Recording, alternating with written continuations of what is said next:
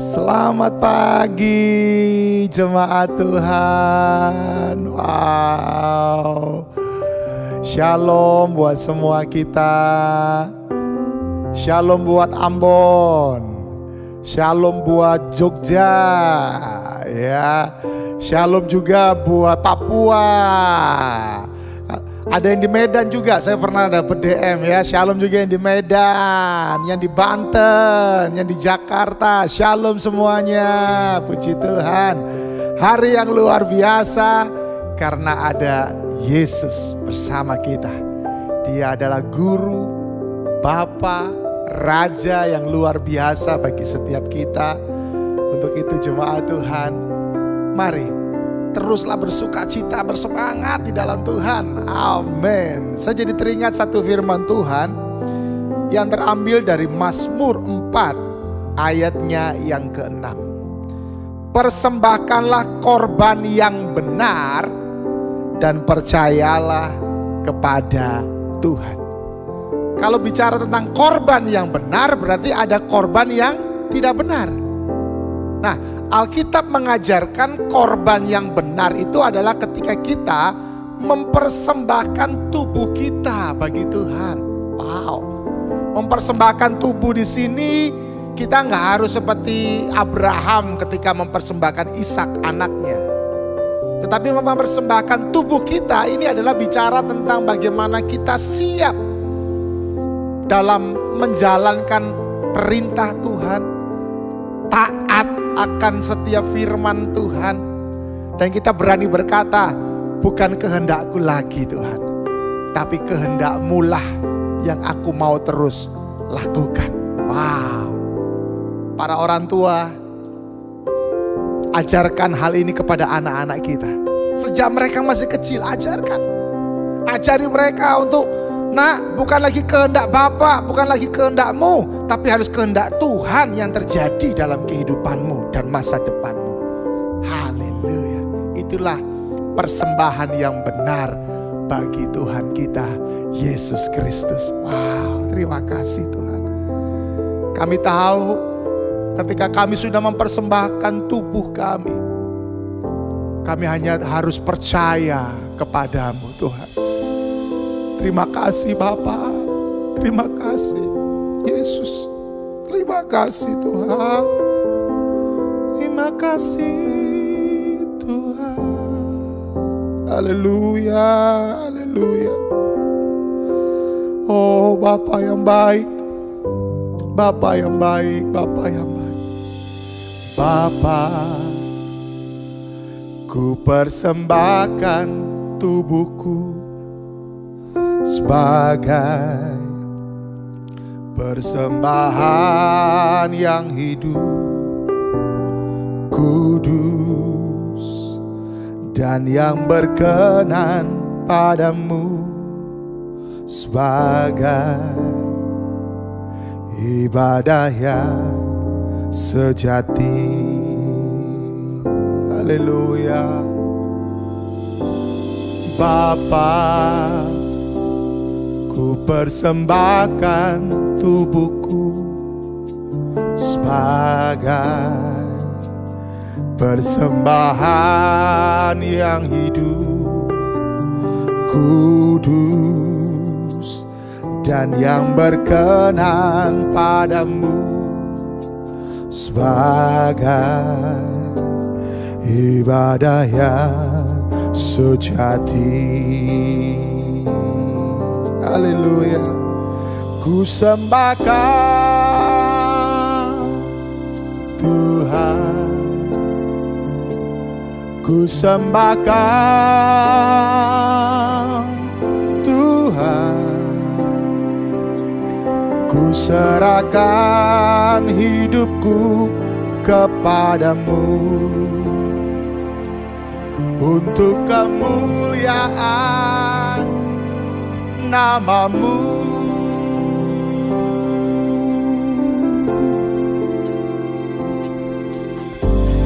Bapa, ku persembahkan tubuhku sebagai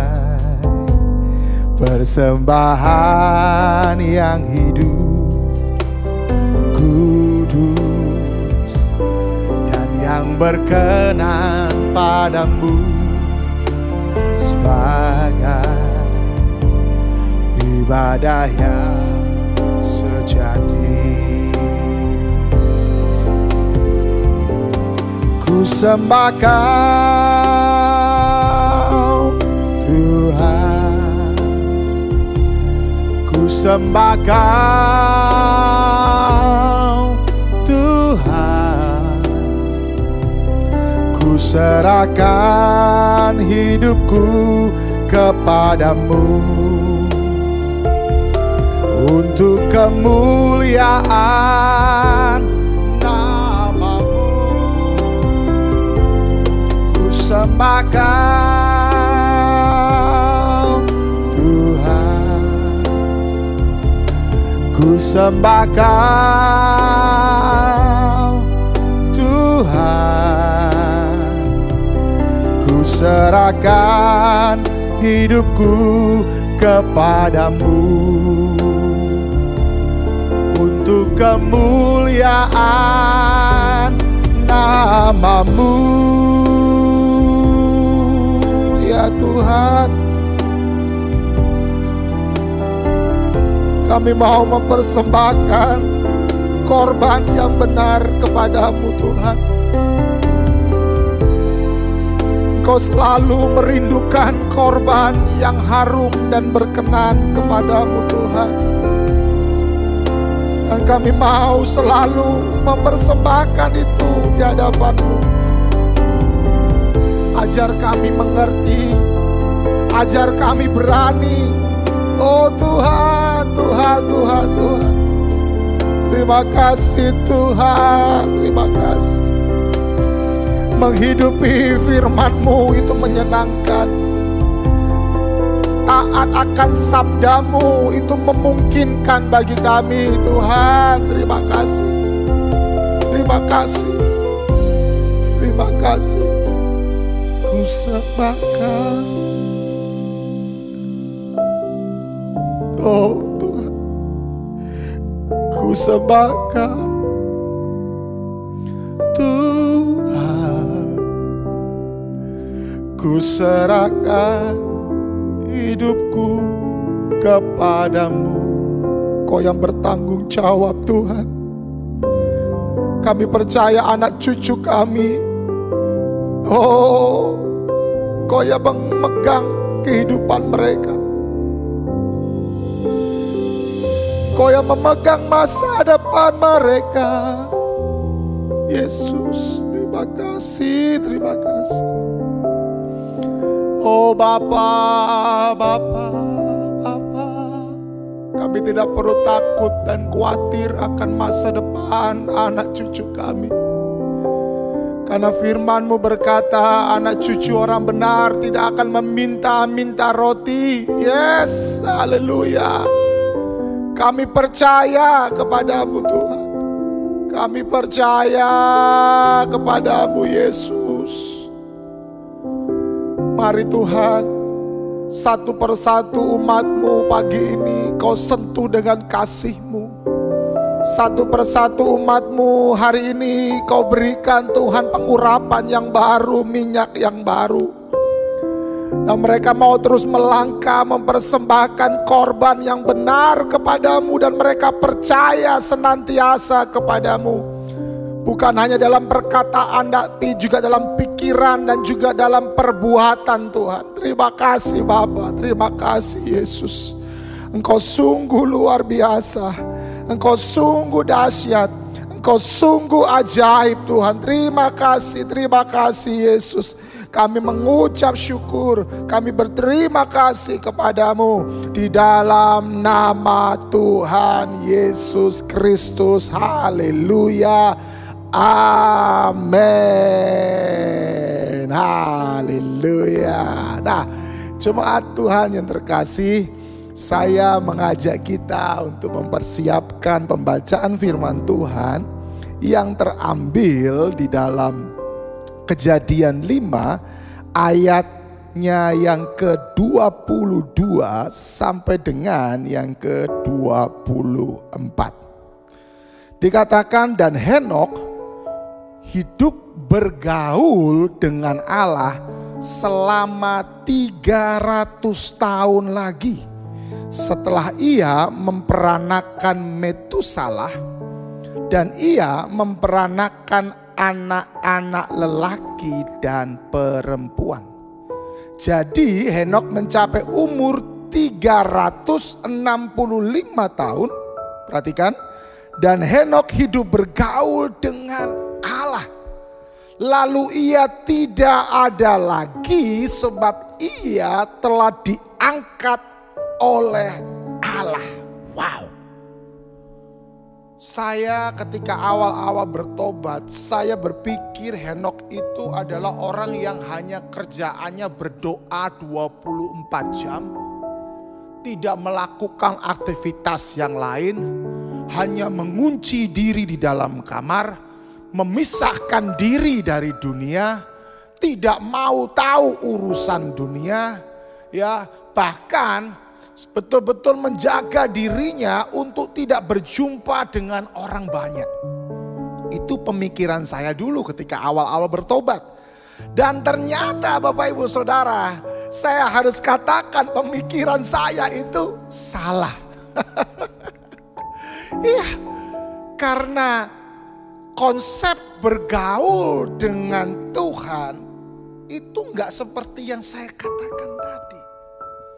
Waktu saya mempelajari, Henokh sama seperti manusia biasa pada umumnya. Dia beraktivitas, dia berinteraksi dengan tetangganya, dengan rekan-rekannya, dengan keluarganya. Dia seperti manusia normal yang hidup dengan segala aktivitas yang normal. Nah, inilah yang mau saya sampaikan hari ini. Bagaimana Henokh betul-betul memberikan sebuah pengajaran buat kita yang namanya berjalan dengan Tuhan. Kalau Henokh bisa hidup berjalan dengan Tuhan, maka saya mau mendorong setiap kita, termasuk terus saya mendorong diri saya sendiri, untuk kita juga mampu dan bisa hidup berjalan dengan Tuhan. Ya, ada banyak orang yang hanya sibuk mengejar ketenaran. Ada banyak orang yang sibuk mengejar untuk mendapatkan segala aksesoris yang ada di dalam dunia. Baik itu dalam bentuk jabatan, kekayaan, deposito. Ada banyak orang mengejar itu semua. Mereka bahkan hari-hari ini bangga kalau followernya, viewernya itu sudah begitu banyak. Wow, seolah-olah ya udah paling keren banget. Tetapi saya cuma mau mengingatkan, follower kita banyak, viewer kita banyak, tapi kalau hidup kita nggak sungguh-sungguh berjalan dengan Tuhan, saya percaya dari kerajaan sorganya Bapa itu, Sang Raja itu melihat kita dan dia akan sangat sedih karena kita hanya memperhatikan viewer dan juga follower. Sementara kita nggak mau berjalan bersama dengan Tuhan. Saya mengajak setiap jemaat Tuhan hari ini, ayo kita semangat untuk berjalan dengan Tuhan.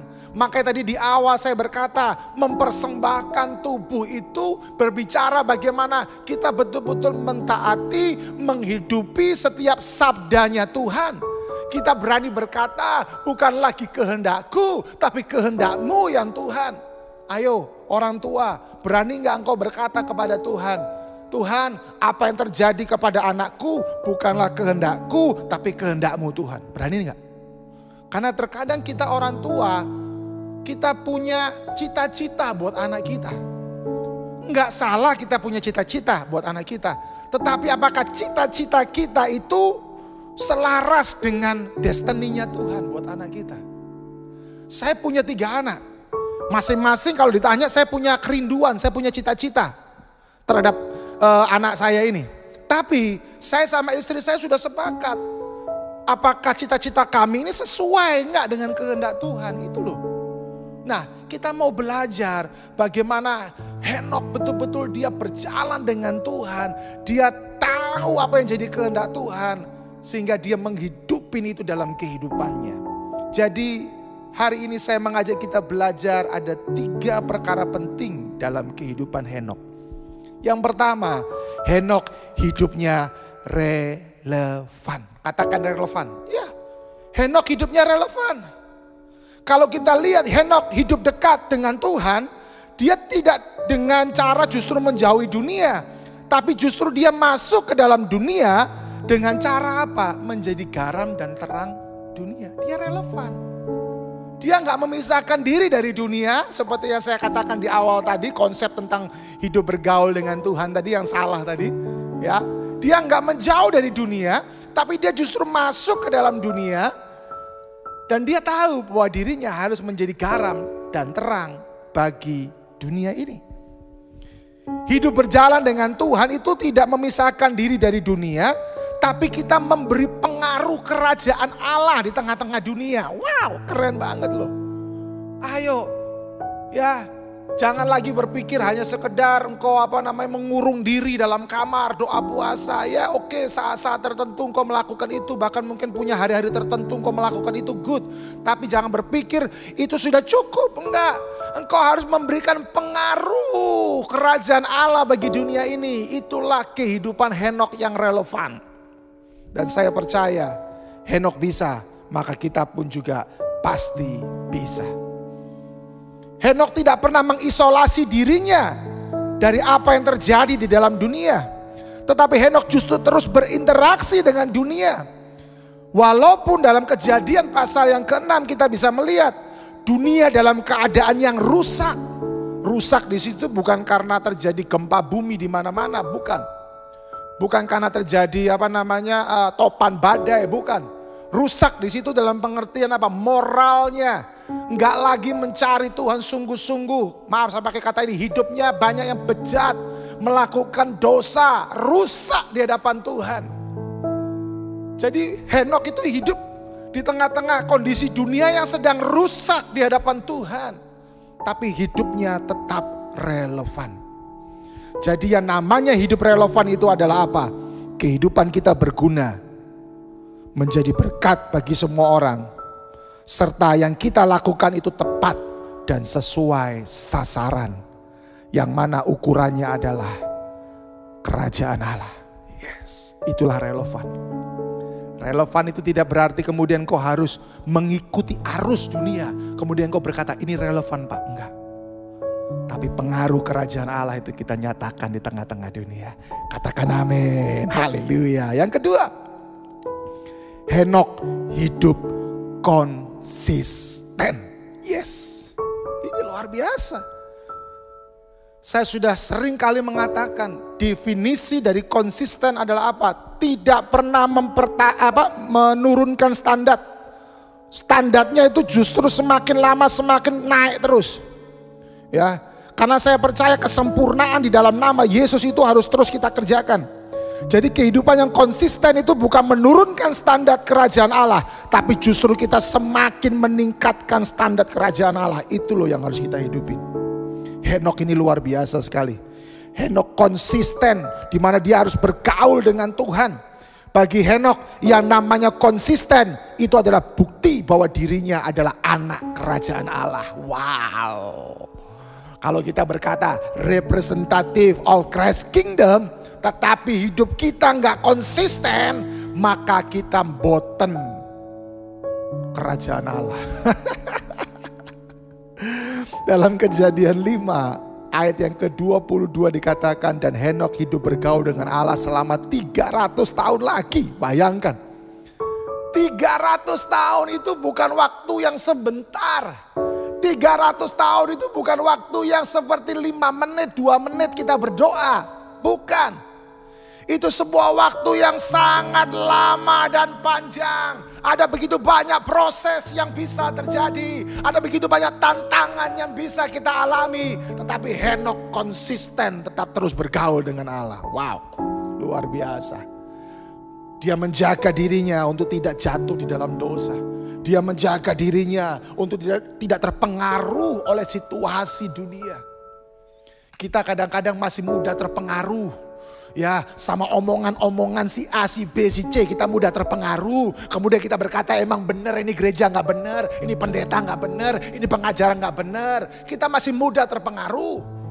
Saya cuma mau katakan, ukuran sesuatu yang benar itu bukan sesuai dengan apa yang dikatakan orang, tetapi apa yang dikatakan firman. Makanya kalau ada orang ngomong apapun ABC terhadap rumah rohani saya, ataupun juga terhadap bapak-bapak rohani saya, Pak Nala Widya, Pak Roni Daud, Pastor Aris, apapun yang dikatakan oleh orang-orang tentang bapak rohani saya nggak ambil pusing. Karena apa? Karena saya tahu kehidupan mereka.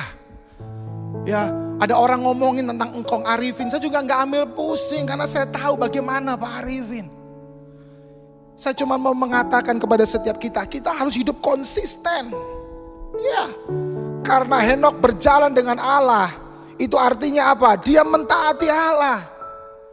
Kalau kita berjalan dengan Allah, kita pasti mentaati Tuhan. Dan salah satu bentuk mentaati Tuhan adalah apa? Kita mau tertanam di gereja lokal, kita mau diarahkan, kita mau dibina, kita mau apa? Diperlengkapi. Bahkan kalaupun kita ditegur, kita akan selalu berkata siap. Itulah mentaati Allah. Itulah juga konsisten. Kehidupan yang konsisten dalam diri Henok ini tidak membuat dia terkadang panas ataupun terkadang dingin. Kadang-kadang kita gitu ya, kadang-kadang panas, kadang-kadang dingin. Akhirnya apa? Ayo Pak Gembala bikin retreat. Wah, bikin retreat. Wah, on fire lagi. Sebulan, 2 bulan, 3 bulan setelah retreat, semangatnya mulai kendor lagi. Ayo Pak Gembala bikin retreat lagi, wah semangat lagi. Ya itu. Kehidupan yang konsisten tuh gak seperti itu. Ada retreat, gak ada retreat, kita tetap on fire buat Tuhan. Haleluya. Haleluya. Itulah yang terjadi dalam diri Henok. Ya, ada banyak orang tidak menyadari bahwa mereka hanya di awal saja mereka semangat lari di dalam Tuhan. 500 meter pertama mereka masih tenaganya masih ada, masih semangat. Tapi begitu setelah itu, waduh mulai loyo. Mulai menyalahkan kanan kiri. Mulai berkata, aduh pujian penyembahan gak ngangkat. Ini firman Tuhannya gak asik ini. Aduh firman Tuhannya gini-gini aja. Aduh. Stop alasan, stop. Firman Tuhan yang disampaikan, siapapun yang menyampaikan, apapun yang firman Tuhan yang disampaikan, walaupun itu berulang-ulang, saya percaya kalau kita mau konsisten di dalam Tuhan, untuk kita berkata firman-Mu pelita bagi kakiku, terang bagi jalan-jalanku, firman-Mu segala-galanya bagiku. Kalau kita konsisten untuk itu, kita bisa menerima berkat-berkat yang baru, yang luar biasa dari firman Tuhan. Ada orang-orang yang suka membandingkan gereja A dengan gereja B. Saya paling gak suka orang-orang yang seperti ini. Saya percaya Bapak Sorgawi juga gak suka. Orang Tuhannya juga sama kok. Oke lah, kita mungkin masih kalah dengan fasilitas, kita masih kalah dengan ketenaran, kita masih kalah dengan mungkin artis-artis rohani yang ada di gereja-gereja tertentu. Oke. Tapi saya justru lebih mengejar Yesus yang hadir daripada cuma sekedar kita punya perlengkapan yang luar biasa. Enggak salah kita punya perlengkapan yang luar biasa, tapi bukan itu goal kita. Hadirat Tuhan nyata bukan karena fasilitas ataupun juga karena artis, bukan. Hadirat Tuhan nyata karena kita punya kehidupan yang konsisten untuk on fire terus di dalam Tuhan. Katakan amin. Yes. Yang ketiga, yang terakhir, Henok hidup menjadi teladan bagi anak-anaknya. Alkitab memang tidak pernah menulis secara jelas apa yang dilakukan oleh Henok kepada anak-anaknya. Tetapi kalau kita melihat, kita membaca, maka kita akan bisa menyimpulkan bahwa selama 300 tahun dia bergaul dengan Allah, dirinya juga mempersiapkan anak dan bahkan sampai kepada cucunya. Coba kita lihat kalau Kejadian 6 ayatnya yang ke-9. Inilah riwayat Nuh. Nuh adalah seorang yang benar dan tidak bercela di antara orang-orang sezamannya. Dan Nuh itu hidup bergaul dengan Allah. Nuh adalah keturunan daripada Henok. Henok bergaul dengan Allah.